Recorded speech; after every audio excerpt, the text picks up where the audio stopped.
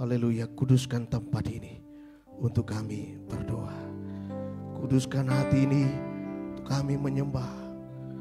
Biar segala perkara kuserahkan padamu. Haleluya. Izinkan Roh Kudus memimpin. Haleluya Yesus. Haleluya.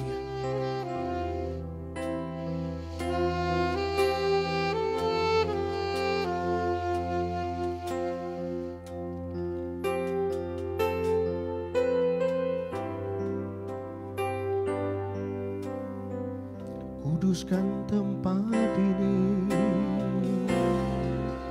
Kuduskan tempat ini Untuk kami berdoa. Untuk kami berdoa. Kuduskan hati ini. Kuduskan Hati ini. untuk kami. Biar segala perkara ku serahkan padamu. Segala perkara Ku serahkan padamu. Dan Roh Kudus bekerja. dan Roh Kudus Bekerja. membimbing Kuduskan tempat ini. Kuduskan Tempat ini untuk kami. kami berdoa. Kuduskan hati ini. Kuduskan hati ini untuk kami. Biar segala perkara ku serahkan padamu. Biar segala Perkara ku serahkan padamu. Dan Roh Kudus bekerja. dan Roh Kudus Bekerja. Membimbing kami semua. Baiklah Bapak Ibu Saudara yang kasih nama Tuhan, mari kita satukan iman percaya kita. Bersama kita masuk dalam doa pembukaan kita. Berfirmanlah ya Tuhan. Berfirmanlah ya Tuhan, sebab aku mendengarkanmu. Nyatakanlah kepadaku untuk kemuliaan namamu.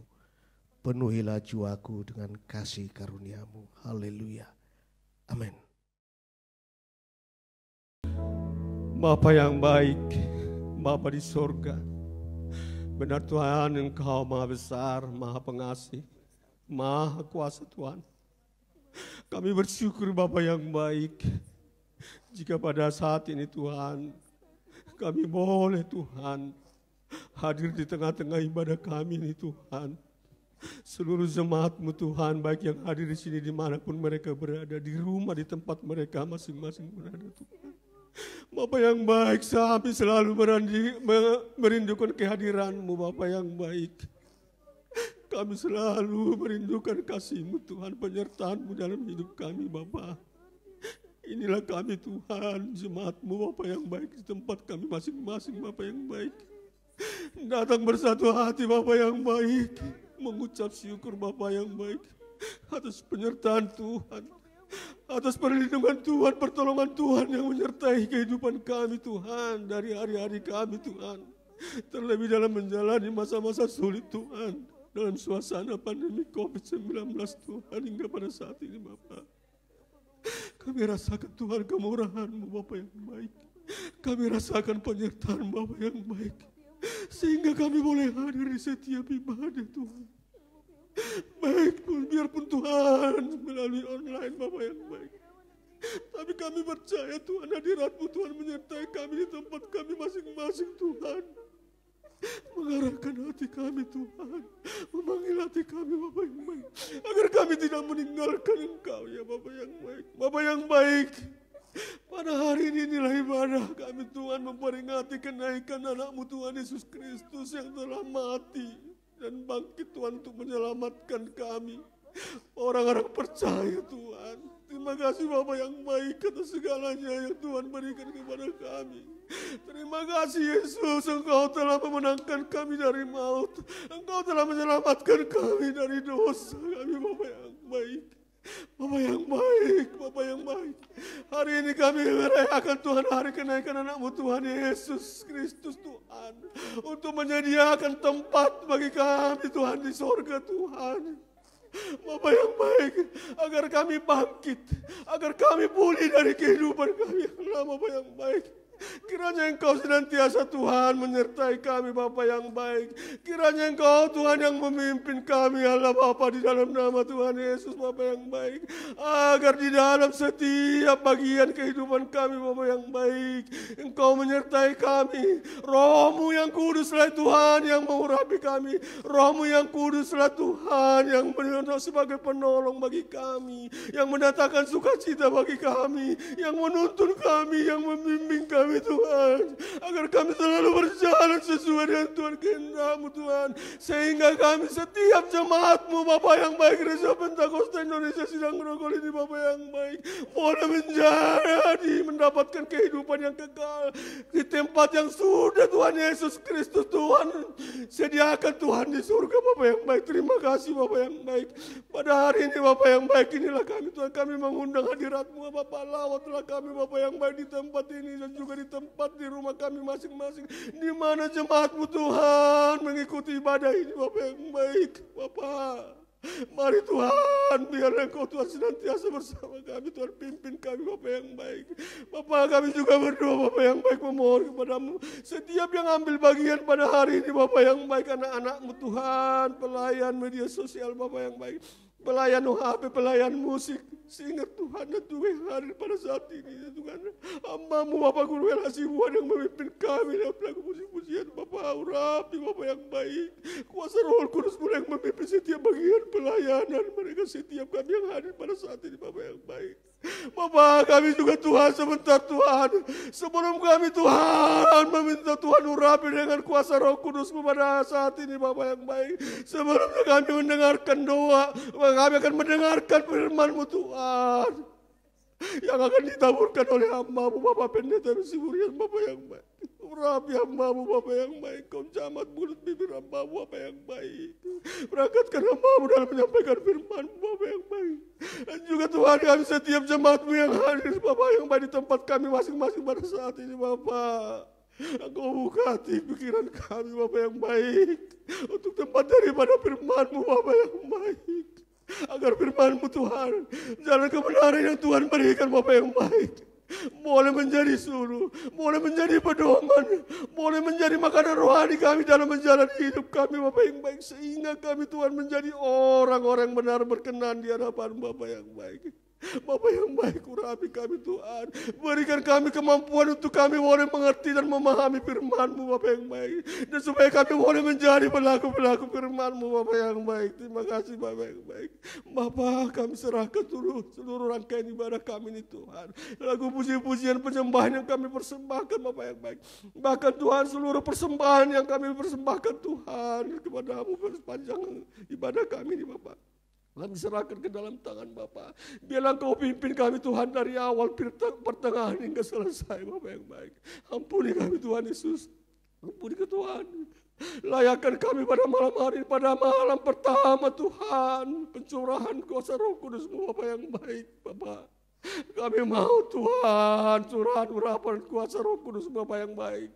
Tuhan mengalir, Tuhan curahkan kepada setiap kami Tuhan yang mengikuti ibadah pada saat ini Bapa yang baik. Urapi kami Yesus, kuasa Roh Kudus-Mu turunlah Tuhan, mengurapi kami Tuhan pada hari ini Bapa yang baik. Agar kami kuat Bapa yang baik, agar kuasa Roh Kudus-Mu Tuhan memeteraikan kami Tuhan, agar kami layak Tuhan menjadi pewaris tahta kerajaan Bapa yang baik, dan sebagai penolong Bapa yang baik, yang mendatangkan sukacita, yang menuntun hidup kami Bapa yang baik dalam kehidupan kami Bapa. Terima kasih Bapa yang baik. Biarlah Tuhan rangkaian doa kami ini Tuhan kami serahkan ke dalam tangan Bapa. Kami puji muliakan nama-Mu dari saat ini kekal untuk selamanya. Haleluya, haleluya. Amin. Yesus Tuhan ditinggikan atas segala Allah, dimuliakan naik ke surga. berikan Roh Kudus-Nya. Haleluya.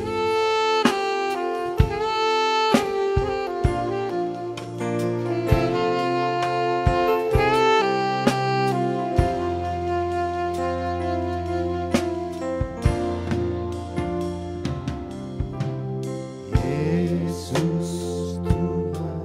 ditinggikan atas, dimuliakan naik ke surga, dimuliakan naik ke surga. Yesus Tuhan ditinggikan.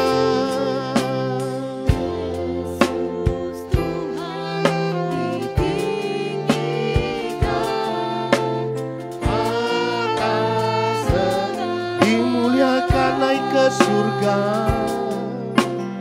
dimuliakan naik ke surga.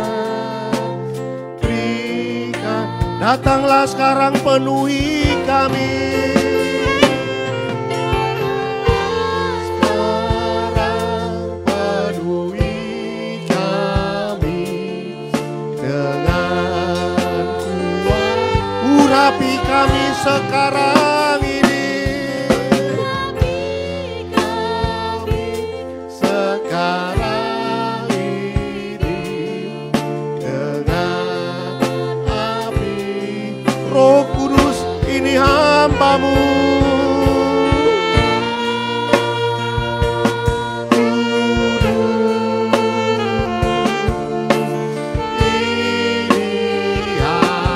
Roh Kudus penuhi hatiku.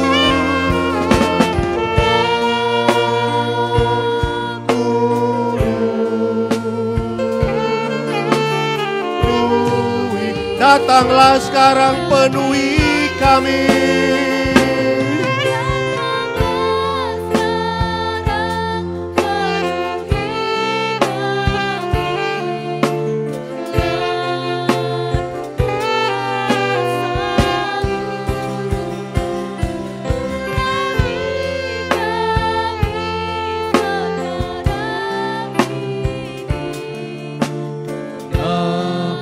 Api Roh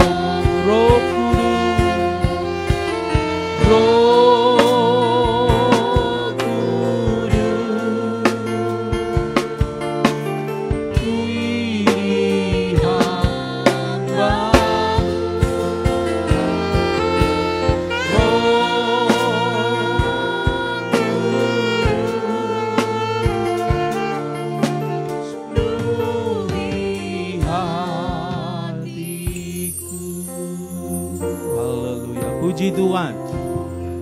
Selamat sore, selamat bertemu kembali di rumah Tuhan dan di tempat kita masing-masing melalui ibadah live streaming ini. Kita tetap memuji Tuhan, meninggikan namanya karena kebaikan hatinya yang selalu memelihara, melindungi, menjagai kita. Pada hari ini kita merayakan kenaikan Tuhan Yesus ke surga. Dan juga kita mengambil bagian dalam perintah Tuhan, apa yang terjadi di dalam Kisah Para Rasul untuk tidak meninggalkan Yerusalem sampai mereka menerima kuasa dari surga. Satu perintah yang kita percaya adalah perintah yang bersifat kekal bagi murid-murid Tuhan, bagi setiap orang percaya. Karena setiap orang percaya itu hendaknya dipenuhi dengan kuasa Roh Kudus. Pada kesempatan ini kita akan belajar tentang makna dan arti kenaikan Yesus Kristus. Kita baca dan kita ambil firman Tuhan dari Kisah Para Rasul pasal 1 ayat 4 sampai dengan 11. Pada suatu hari ketika ia makan bersama-sama dengan mereka, ia melarang mereka meninggalkan Yerusalem dan menyuruh mereka tinggal di situ menantikan janji Bapa. Demikian katanya, telah kamu dengar daripadaku, sebab Yohanes membaptis dengan air, tetapi tidak lama lagi kamu akan dibaptis dengan Roh Kudus. Maka bertanyalah mereka yang berkumpul di situ, Tuhan, maukah Engkau pada masa ini memulihkan kerajaan bagi Israel? Jawabnya, engkau tidak perlu mengetahui masa dan waktu yang ditetapkan Bapa sendiri menurut kuasanya. Tetapi kamu akan menerima kuasa kalau Roh Kudus turun atas kamu, dan kamu akan menjadi saksiku di Yerusalem, di seluruh Judea dan Samaria, dan sampai ke ujung bumi. Sesudah ia menyatakan demikian, terangkatlah ia disaksikan oleh mereka, dan awan menutupinya dari pandangan mereka. Ketika mereka sedang menatap ke langit waktu ia naik itu, tiba-tiba berdirilah dua orang yang berpakaian putih dekat mereka dan berkata kepada mereka, hai orang-orang Galilea, mengapakah kamu berdiri melihat ke langit? Yesus ini yang terangkat ke surga meninggalkan kamu akan kembali dengan cara yang sama seperti kamu melihat dia naik ke surga. Puji Tuhan. Teks ini menyinggung 4 hal yang penting untuk sebetulnya kita pelajari. Yang pertama adalah tentang kenaikan daripada Tuhan Yesus Kristus ke dalam surga. Juga yang kedua, turunnya Roh Kudus kepada orang percaya. Ketiga, kapan pemulihan daripada bangsa Israel. Yang keempat adalah kedatangan kembali Yesus Kristus. Tetapi dalam kesempatan ini kita mau mencoba melihat atau mempelajari makna dan arti kenaikan Yesus Kristus. Karena hal ini adalah sesuatu yang sangat luar biasa sebetulnya. Tidak ada dalam pelayanan Yesus atau dalam diri Yesus ini yang tidak luar biasa. Semuanya menjadi kontroversial bagi dunia ini. Mulai dari kelahirannya dan pelayanannya di bumi ini yang penuh dengan mujizat, penuh dengan kuasa. Dia memiliki otoritas atas alam ini yang tidak bisa dimiliki oleh siapapun. Tetapi dia dapat berbicara, dapat memerintah kepada alam ini sesuai dengan kehendak dia. Dan yang ketiga juga yang luar biasa adalah tentang penyalipannya. Penyalipan Yesus Kristus itu merupakan hal yang luar biasa. Tidak ada hal-hal yang biasa-biasa saja bagi Tuhan kita ini. Demikian juga dengan kebangkitannya. Menjadi hal yang sangat luar biasa untuk bisa diterima oleh manusia. Hanya dengan iman, dengan kuasa Roh Kudus, kebangkitan Yesus Kristus ini dapat diterima oleh orang percaya. Dan yang terakhir yang saya lihat adalah kenaikan Tuhan Yesus Kristus ke dalam sorga ini.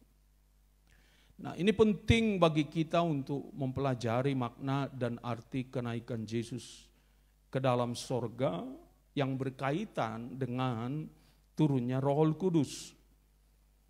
Nah, kenaikan Yesus Kristus itu merupakan tahapan yang kedua dari 3 tahapan pemuliaan terhadap Yesus Kristus. Tahapan pertama adalah kebangkitannya secara jasmani daripada kematian itu. Tahapan yang kedua adalah kenaikannya yang dilihat dengan kasat mata oleh murid-murid Tuhan. Dia meninggalkan bumi ini, dia kembali ke surga dan duduk di sebelah kanan Allah Bapa. Yang tahapan yang ketiga adalah penobatan dia duduk di sebelah kanan Allah Bapa untuk memulai suatu pemerintahan yang terus menerus dan menjadi perantara atau menjadi imam bagi orang-orang percaya. Nah, kadangkala kalau kita mendengarkan khotbah-khotbah tentang kenaikan ini hanya disinggungkan dengan turunnya Roh Kudus. Padahal apabila kita menyelidiki kebenaran firman Tuhan, kita akan menemukan hal-hal yang luar biasa.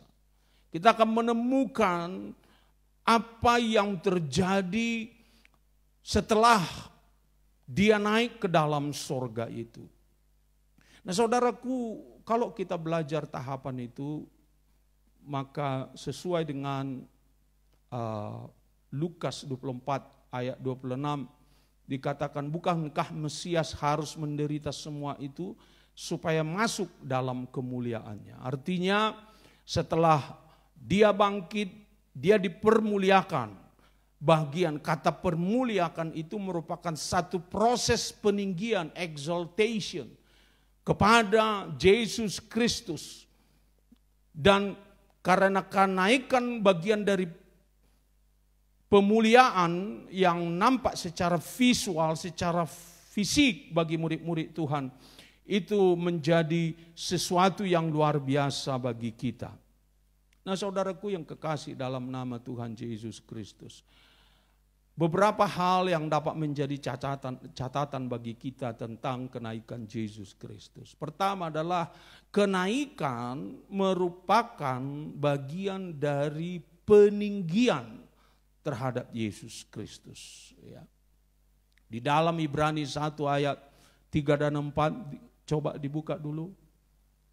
Ia adalah cahaya kemuliaan Allah dan gambar wujud Allah yang menopang segala yang ada dengan firman-Nya yang penuh kekuasaan. Dan setelah ia selesai mengadakan penyucian dosa, dia duduk di sebelah kanan yang maha besar di tempat yang maha tinggi. Jadi setelah dia selesai mengadakan penyucian, ya, sehingga karya penyelamatan telah selesai dia lakukan di dalam sorga.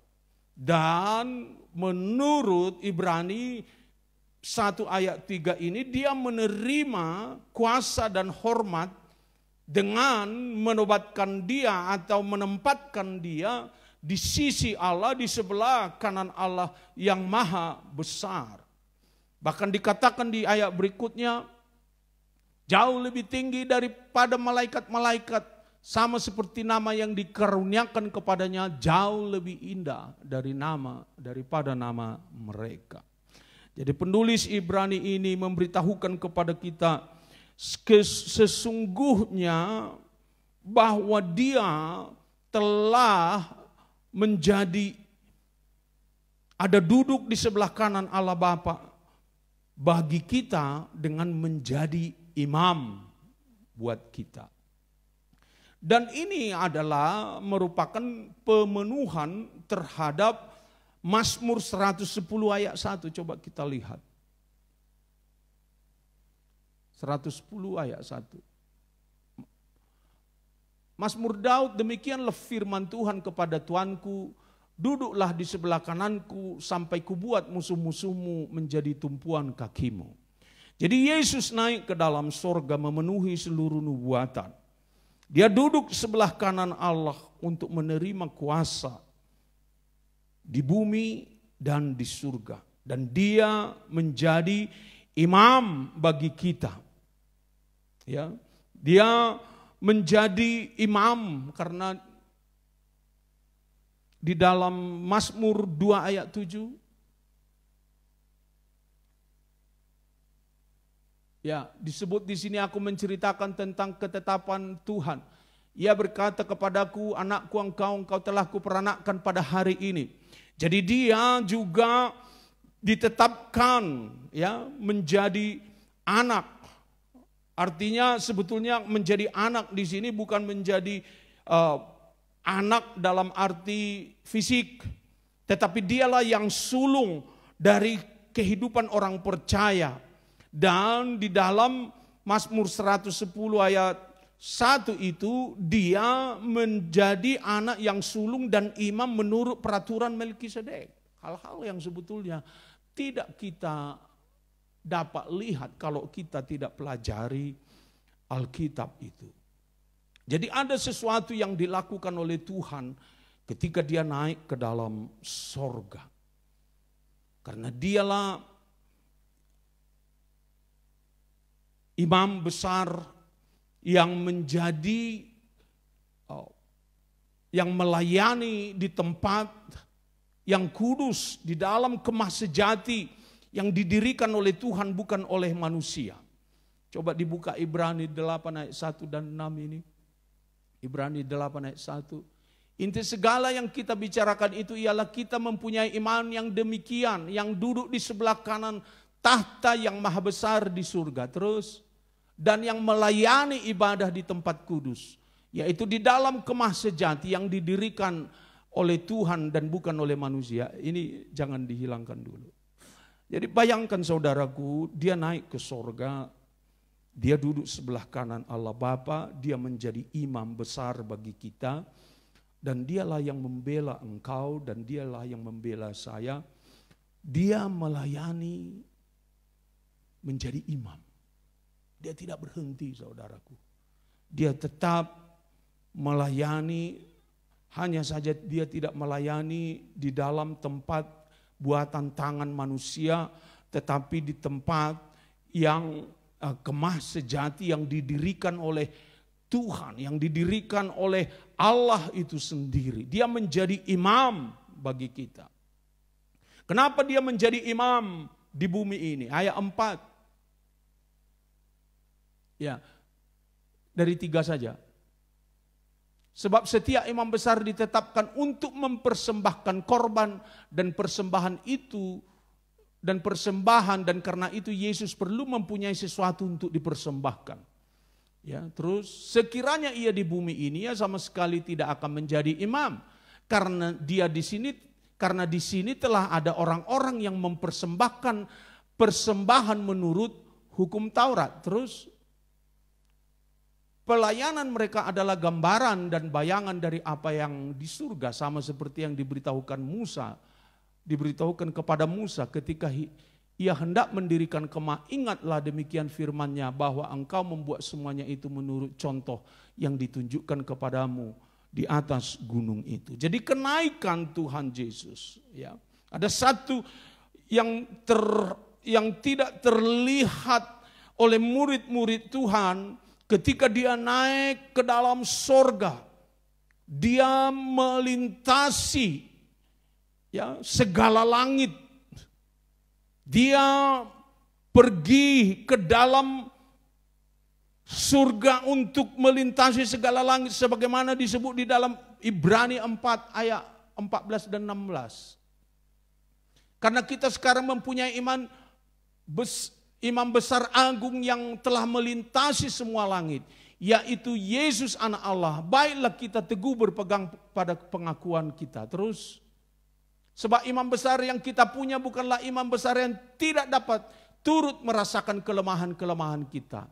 Sebaiknya sama dengan kita, ia telah dicobai hanya tidak berbuat dosa. Terus, sebab itu marilah kita dengan penuh keberanian menghampiri tahta karunia, supaya kita menerima dan menemukan kasih karunia untuk mendapat pertolongan kita pada waktunya. Maksudnya begini saudaraku, Yesus itu masuk, ya, dia pergi dalam keberangkatannya, dia melintasi segala langit, he passed through all heavens, ya, masuk kepada presence dari Allah, artinya kepada hadirat Allah di tempat yang maha kudus. Dan sebetulnya tidak ada manusia yang bisa sampai ke situ.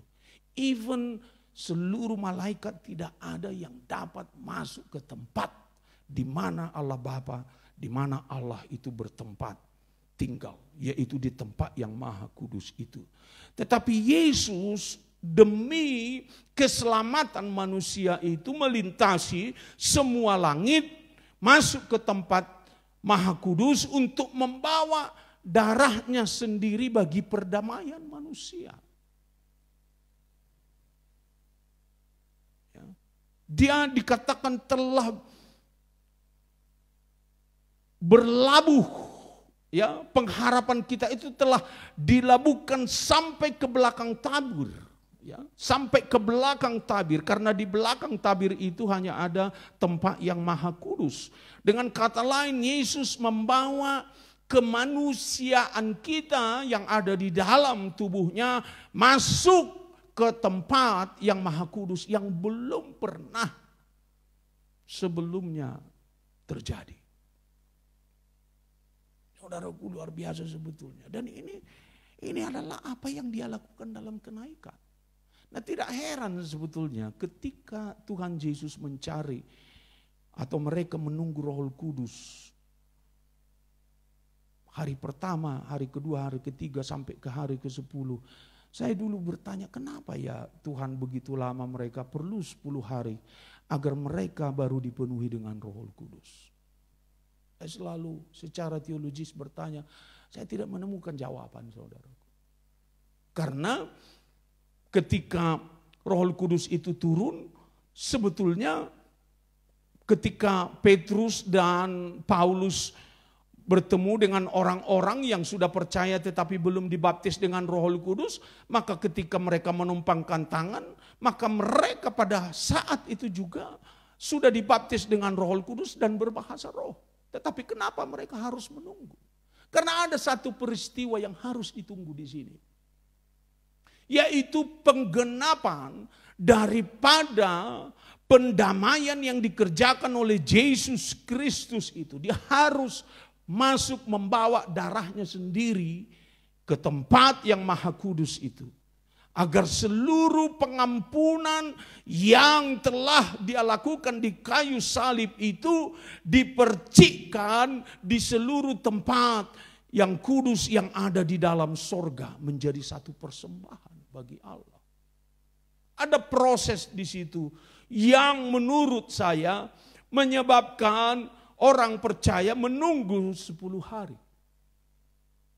Walaupun dapat kita katakan bahwa sebetulnya Allah itu tidak tergantung kepada waktu dan keadaan. Tetapi kita menemukan hal-hal yang luar biasa. Yesus masuk sampai ke belakang tabir. He enters the presence behind the veil. Dia memasuki hadirat Allah di belakang tabir itu. Dialah imam besar kita yang memimpin kita di dalam kesempurnaan. Sehingga dikatakan, sehingga kita memperoleh keberanian untuk masuk kepada hadirat Tuhan. Kalau tidak, doa kita itu sebetulnya tidak akan sampai. Tidak akan terdengar di surga. Tetapi Yesus membawa sendiri darahnya.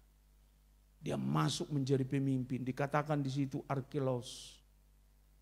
Artinya dialah yang pertama, dialah forerunner yang terlebih dahulu masuk, yang memiliki humanity, yang memiliki kemanusiaan, karena dia harus menjadi imam perantara antara manusia dengan Allah, sehingga dia harus membawa kemanusiaannya yang sudah dibangkitkan itu kepada hadirat Allah. Sehingga Allah menerima apa yang dipersembahkannya itu di hadiratnya. Coba kita baca Ibrani 9 ayat 12 sampai 14.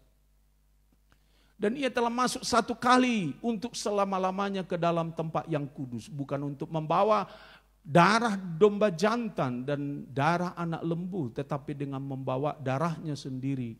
Dan dengan itu dia mendapatkan kelepasan yang kekal. Ya, bayangkan saudaraku, inilah yang terjadi sebetulnya di surga.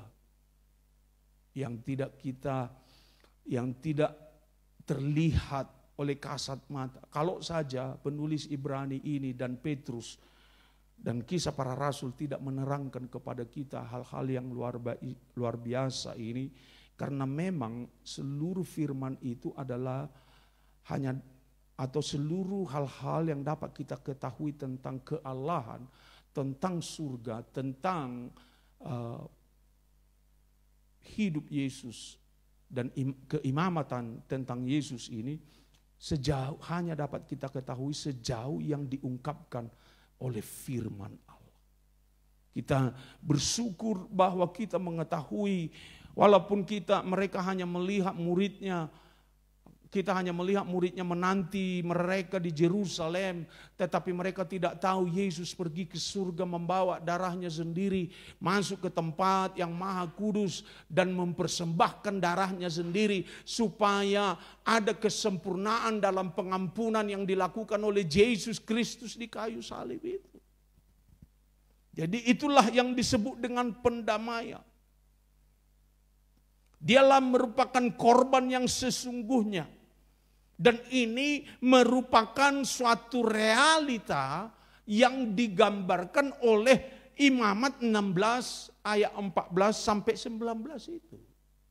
Jadi di dalam hukum Taurat hanya gambarannya saja, tetapi di dalam Ibrani 9 ayat 12 dan 14 itu menggambarkan realitanya bahwa yang dibawa itu bukan lagi binatang, bukan lagi lembu, bukan lagi darah kambing atau domba, tetapi darahnya sendiri dia bawa untuk pengampunan dan perdamaian kita.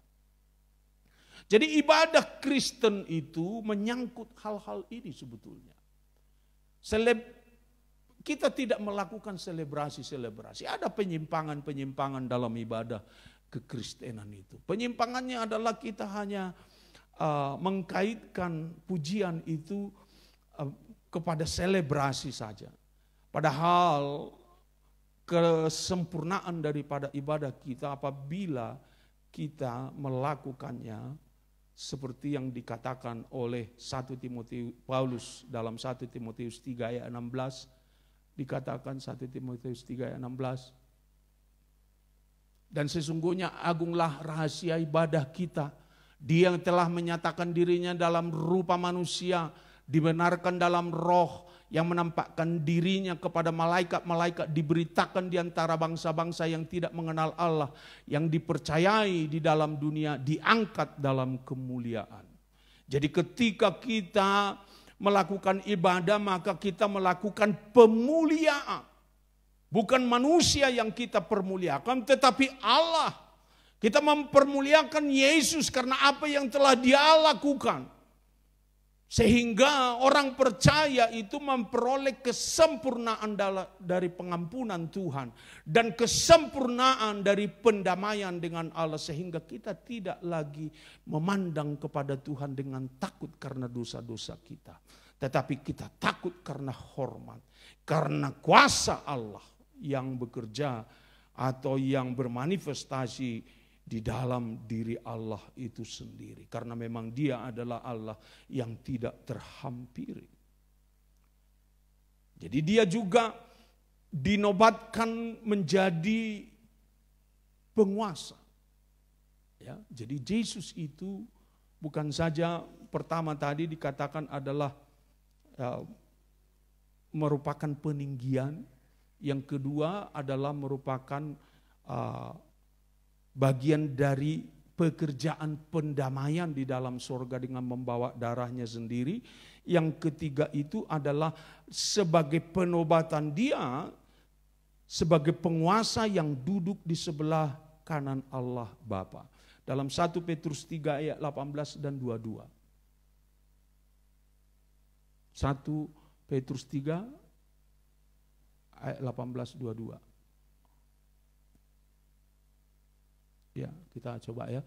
Sebab juga Kristus telah mati sekali untuk segala dosa kita, yang benar untuk orang-orang yang tidak benar, supaya Ia membawa kita kepada Allah, ya, membawa kita kepada Allah yang telah dibunuh dalam keadaannya sebagai manusia, ya. Jadi jangan disalah tafsirkan bahwa Allah pun ikut terbunuh di dalam diri Tuhan Yesus ketika Dia tersalib. Di sini dengan jelas dikatakan Dia terbunuh dalam keadaannya sebagai manusia. Tetapi yang telah dibangkitkan menurut roh. Terus, dan di dalam roh itu Dia telah pergi memberitakan Injil kepada roh-roh yang ada dalam penjara. Terus, yaitu kepada roh-roh mereka yang dahulu pada waktu Nuh tidak taat kepada Allah.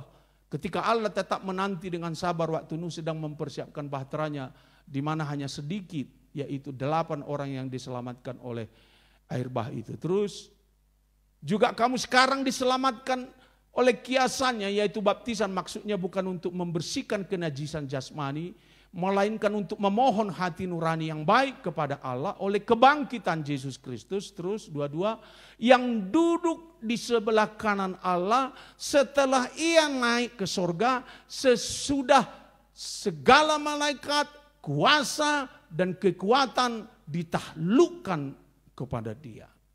Jadi seluruh pemerintahan, penguasaan di dalam sorga itu ditaklukkan. Dan kalau di dalam Efesus itu dikatakan bahwa kepala dari Kristus itu adalah Allah, kepala dari gereja adalah Kristus, dan kepala laki-laki. Ada beberapa ayat yang bisa kita sebutkan sebetulnya tentang coronation, ya, corona, penobatan, ya. Itu sebabnya disebut corona, ya. Corona itu adalah artinya ada tahta-tahta di situ, di virus itu. Jadi itu disebutnya virus corona, virus yang memiliki tahta di sana. Jadi Yesus itu adalah penguasa yang duduk di sebelah kanan Allah Bapa. Ini semua tidak terlihat sebetulnya dari sisi murid-murid Tuhan. Tetapi setelah mereka menerima baptisan Roh Kudus itu, Allah menerangi hati mereka, firman Allah diberitakan kepada kita, maka terungkaplah rahasia-rahasia ini kepada orang percaya. Bahwa tidak selesai, walaupun dikatakan it is finished, bahwa dia telah selesai mengerjakan semua pekerjaan itu. Tetapi di balik itu ketika dia pergi ke surga, masih banyak hal yang dia lakukan di dalam surga. Agar terjadi pengampunan yang sempurna, pendamaian yang sempurna terhadap semua apa yang dia korbankan di kayu salib itu. Nah, saudaraku, dia naik juga ke dalam sorga, ya, sesuai dengan Kisah Para Rasul 2 ayat 33, agar dia menerima otoritas atas Roh Kudus, ya. Kisah Para Rasul 2 ayat 33. Dan sesudah ia ditinggikan oleh tangan kanan Allah dan menerima Roh Kudus yang dijanjikan itu, maka dicurahkannya apa yang kamu lihat dan kamu dengar di sini. Jadi pencurahan Roh Kudus adalah setelah Yesus naik ke dalam surga, dia menerima otoritas untuk mencurahkan Roh Kudus itu kepada setiap orang yang percaya. Itu sebabnya Yohanes Pembaptis, aku membaptis dengan air, tetapi aku akan membaptis kamu dengan Roh. Ya. Jadi hanya Yesus yang membaptis kita dengan Roh Kudus.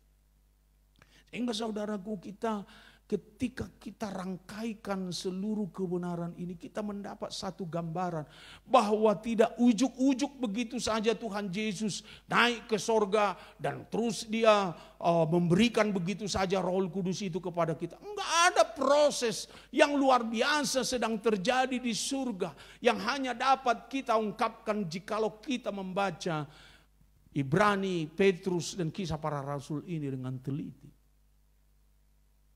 Hal yang mulia, hal yang sangat dahsyat yang dilakukan oleh Tuhan kepada kita. Yesuslah yang memiliki otoritas untuk memberikan Roh Kudus itu kepada orang percaya.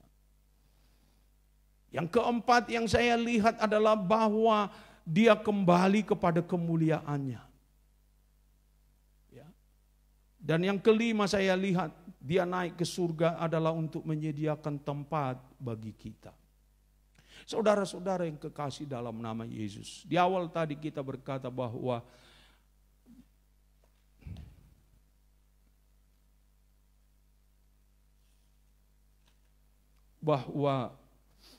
turunnya Roh Kudus, ada dua hal di sini yang penting bagi kita, yaitu kenaikannya dan turunnya. Nah, kita percaya turunnya Roh Kudus ini ada maksud, ya. Jadi turunnya Roh Kudus bukan sekedar supaya orang berbahasa roh. Seringkali orang ketika mereka mencari pengurapan Roh Kudus supaya dipenuhi dengan roh, yang mereka cari, yang mereka tunggu adalah bahasa rohnya. Sebetulnya itu adalah sesuatu yang tidak tepat. Yang kita cari adalah bahwa pemenuhan Roh Kudus yang diberikan Tuhan kepada kita akan memberikan kemampuan kepada kita, atau dia akan menolong kita, sebagaimana khotbah saya di dalam hari Minggu kemarin dalam Yohanes 16 ayat 7-15 itu. Maka Tuhan memperlengkapi kita. Ya. Tuhan memperlengkapi orang percaya untuk menerima kuasa.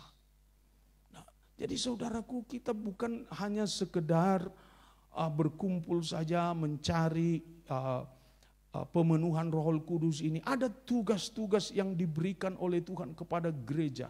Sebab Yesus itu telah naik ke dalam sorga, dan seluruh pekerjaan untuk pemenuhan bumi ini dengan kerajaan Allah, untuk membawa jiwa-jiwa yang masih hidup di dalam kegelapan, hanya dapat kita lakukan lewat pertolongan Roh Kudus bagi hidup kita. Saudaraku yang kekasih, apa yang dilakukan oleh Yesus adalah untuk engkau dan saya. Dia pun berangkat ke surga supaya Roh Kudus turun atas dirimu dan atas diri saya. Andai kata saja Yesus tidak naik, maka dia akan dibatasi oleh kemanusiaannya. Dia hanya ada di satu tempat pada satu waktu saja. Sehingga pemberitaan Injil itu akan terkendala. Tetapi Yesus menyatakan bahwa dia, Roh Kudus itu menurut Yohanes 14 itu dia akan ada di dalam kamu. Artinya Yesus memberikan kepada kita penolong, penghibur. Bahkan dia katakan, aku tidak akan membiarkan kamu seperti yatim piatu. Dia akan selalu menyertai kita, sama seperti kehadiran daripada Tuhan Yesus di tengah-tengah murid-murid Tuhan.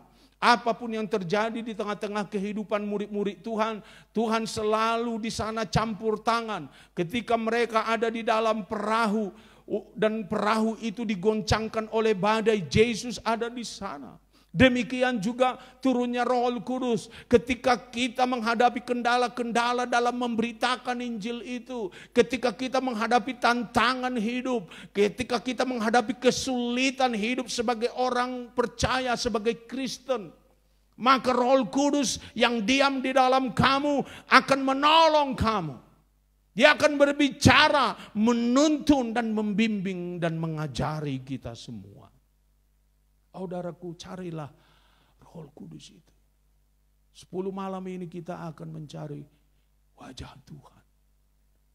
Apalagi saudaraku, kita semakin dekat kepada akhir daripada zaman ini. Saudara tidak boleh bermain-main. Waktu sekaranglah sebetulnya waktu manusia untuk mempersiapkan diri.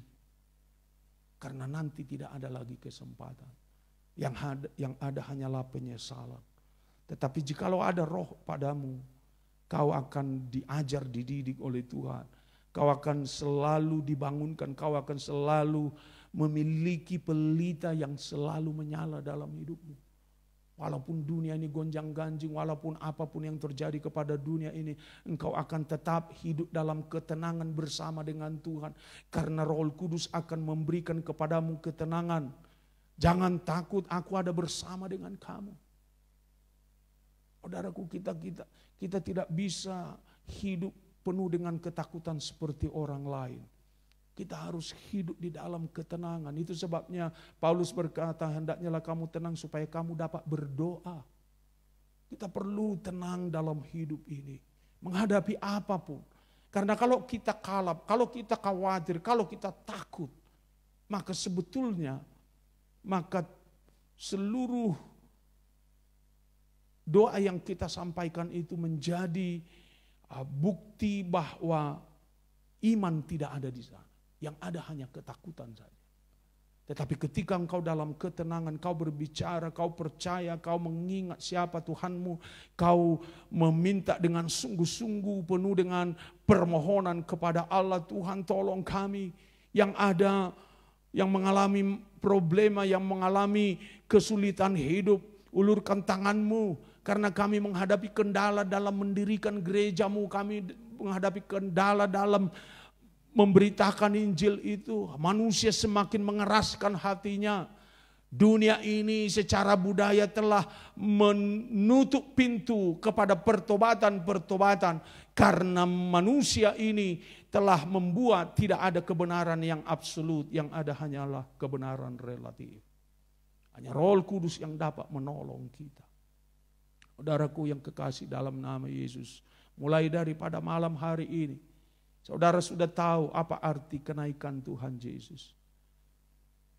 Apa yang terjadi di balik kenaikannya. Dia duduk di sebelah kanan Allah Bapa menjadi imam bagimu yang membela engkau. Dia selalu membela engkau. Dan apabila engkau menyadari bahwa dia masuk ke lewat tabir. Dia masuk ke tempat yang Maha Kudus membawa kemanusiaan itu. Di dalam dirinya masuk ke tempat yang Maha Kudus itu mempersembahkan darahnya sendiri. Maka Yesuslah yang pertama membawa kita menjadi perantara agar membawa kita masuk ke tempat yang Maha Kudus berbicara dengan Allah. Saudaraku, tanpa Yesus tidak mungkin ada manusia masuk ke dalam tempat yang Maha Kudus itu. Tapi apa yang dikerjakannya itu luar biasa. Harus meninggikan dan memuliakan Dia. Peninggian itu hanya untuk Dia. Karena Dia adalah Allah kita yang luar biasa. Dia akan datang, saudaraku.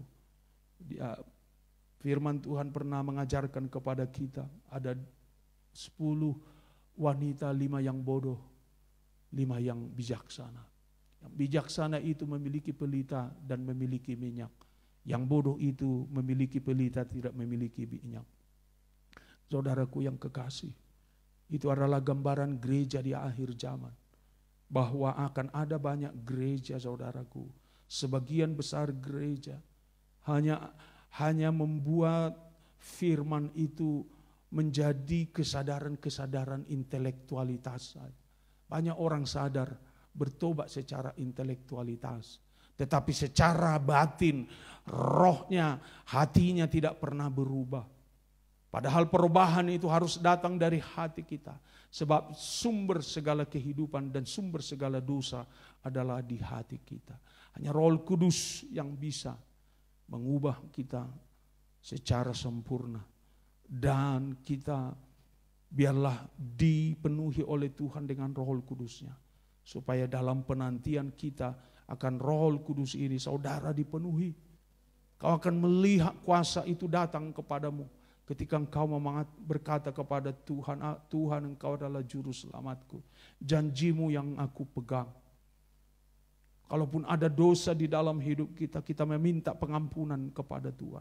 Sebagai manusia kita penuh dengan kelemahan. Tetapi kita memiliki iman yang selalu datang di hadapan Allah untuk memberikan pengampunan, membela engkau. Sehingga penghukuman Allah itu tidak turun atas orang percaya. Karena itu kita gunakan kesempatan pada malam hari ini untuk meminta kepada Allah supaya pengurapan dari tempat yang maha tinggi, yaitu Roh Kudusnya datang kepada kita pribadi lepas pribadi. Biarlah firman Tuhan yang sederhana ini boleh menjadi peneguh terhadap apa yang sudah saudara miliki selama ini. Dan kasih-Mu kepada Tuhan semakin besar, semakin luar biasa karena Engkau sadar Tuhan melakukan segalanya yang diperlukan baik di bumi ini maupun di surga agar engkau sempurna keselamatan yang kau terima daripadanya. Agar pendamaian yang kita terima dari Tuhan itu sempurna adanya. Puji Tuhan. Kita bangkit, kita berdoa, karena kita ada di rumah masing-masing, kita berlutut saja berdoa kepada Tuhan. Roh Kudus kau hadir di sini.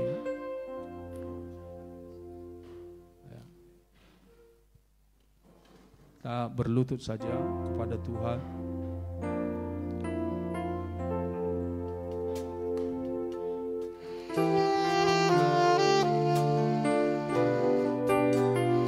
Haleluya. Semua kita berdoa, anak-anak sekolah minggu juga. Kau juga memerlukan Tuhan, memerlukan Roh Kudus Tuhan. Mintalah supaya engkau dipenuhinya dengan roh, demikian juga remaja, kaum bapak, kaum ibu, semua kita hamba-hamba Tuhan. Haleluya. Roh Kudus kau hadir di sini. Roh Kudus kau hadir di sini. Roh Kudus ku mengasihimu, Roh Kudus ku mengasihimu.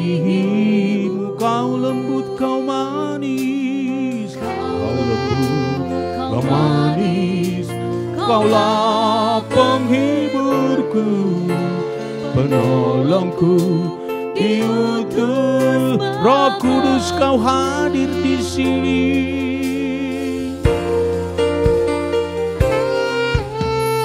Roh Kudus kau hadir di sini. Roh Kudus ku mengasihimu, Roh Kudus ku mengasihi. Kau lembut, kau manis, kau lembut, kau manis.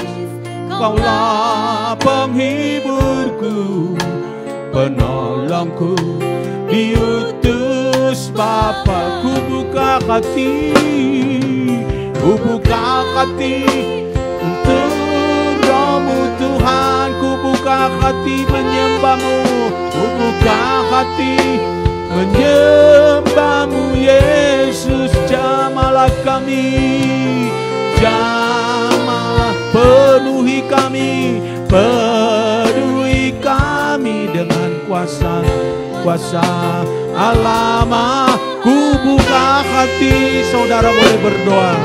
Buka hati untuk Roh-Mu Tuhan. Ku buka hati menyembah-Mu Yesus. Oh, jamalah kami, penuhi kami dengan kuasa Allah. Saudara boleh berdoa.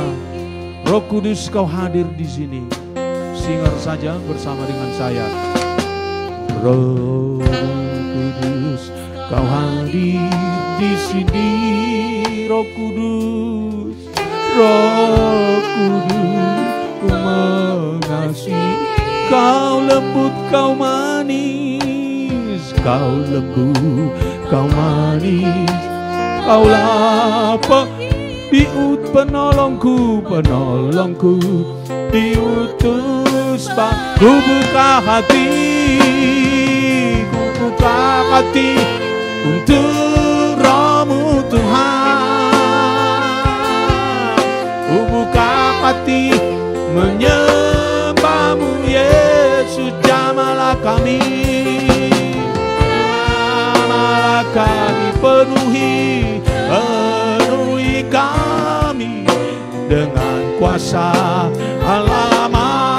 Ku buka hati, ku buka hati untuk Roh-Mu Tuhan. Ku buka hati menyembah-Mu Yesus. Jamalah kami, jamalah kami, penuhi kami dengan kuasa Allah. Ku buka hati, ku buka hati untuk Roh-Mu Tuhan. Ku buka hati menyembah-Mu Yesus. Jamalah kami, penuhi kami dengan kuasa Allah Maha Tinggi. Terimalah berkat Allah karunia Yesus Kristus, kasih Allah Bapa, serta persekutuan dalam Roh Kudus menyertai dan memberkati kita semua. Haleluya. Amin. Terima kasih. Kami persilakan duduk kembali.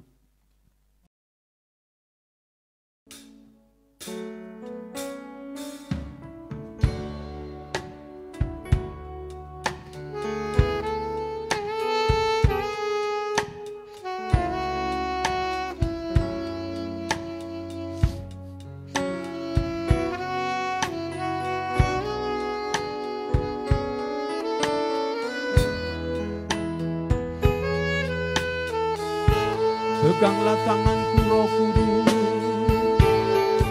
peganglah tanganku Roh Kudus. Setiap hari, setiap